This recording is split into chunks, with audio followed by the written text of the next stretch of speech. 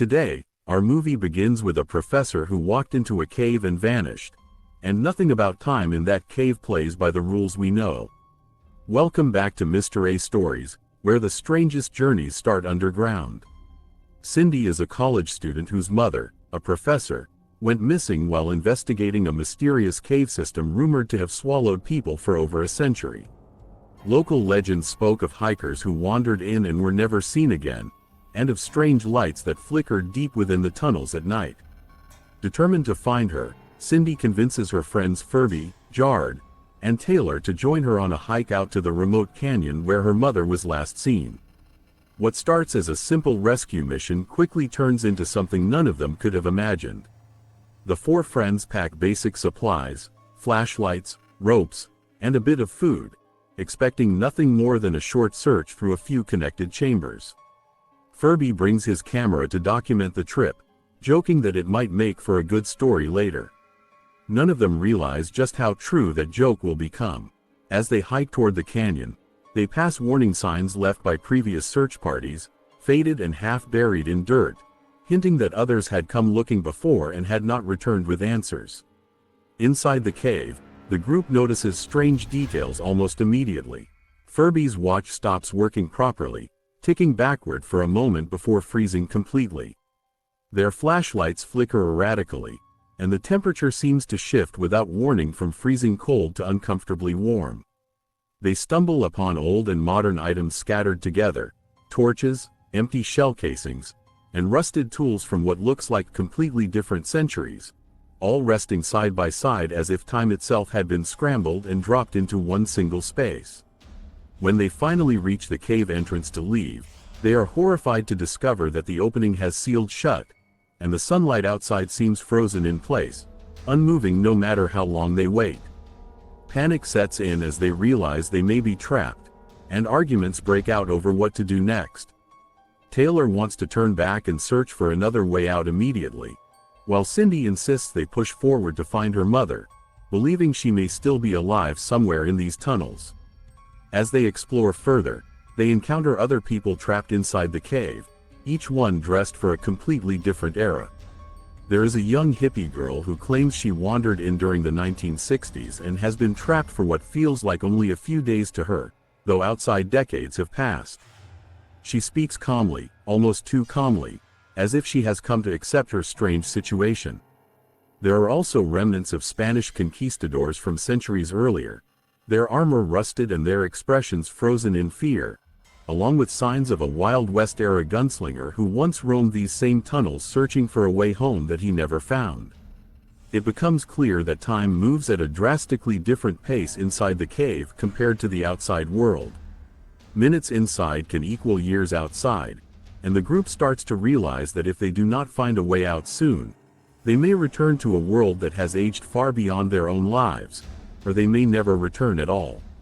This revelation terrifies them, especially Cindy, who begins to worry that even if she finds her mother, the world they knew may already be gone by the time they escape. The group discovers ancient cave paintings deep within one of the chambers that hint at strange creatures living far below the surface. The paintings show tall, thin figures with elongated limbs, drawn by hands from different eras, suggesting that whatever these beings are, they have been taking people from this cave for a very long time. Soon enough, the group realizes they are being hunted. Insectoid, alien-like beings emerge from the shadows, moving with unnatural speed, and the group must survive constant pursuit while trying to piece together what this cave truly is and why it exists at all. Tension rises as they debate whether to escape immediately or search for Cindy's missing mother, who may still be alive somewhere deep inside this bizarre, ever-shifting labyrinth. Furby argues that survival should come first, while Cindy refuses to leave without answers. The group splits at one point, some choosing to search for an exit while others follow Cindy deeper into the tunnels, and this decision leads to devastating consequences as the creatures pick off those who wander too far from the group. Eventually, the group is captured, and this is where the story reveals its biggest secret. The cave is not simply a strange natural anomaly. It is a passage connected to a distant future, a post-apocalyptic world where the surface of the earth has become uninhabitable due to some unspoken catastrophe. The beings hunting them are actually descendants of humanity, evolved and adapted after generations spent underground, their bodies changed by centuries of isolation from sunlight and the world above. They use this cave as a way to harvest people from the past in order to sustain their dwindling population and repopulate their dying world, treating time itself as a resource to be mined.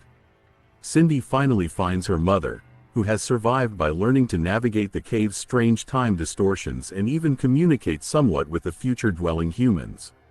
Her mother reveals that she has spent what feels like only weeks inside the cave while years passed outside, and she has learned secrets about the tunnels that may offer their only chance of escape.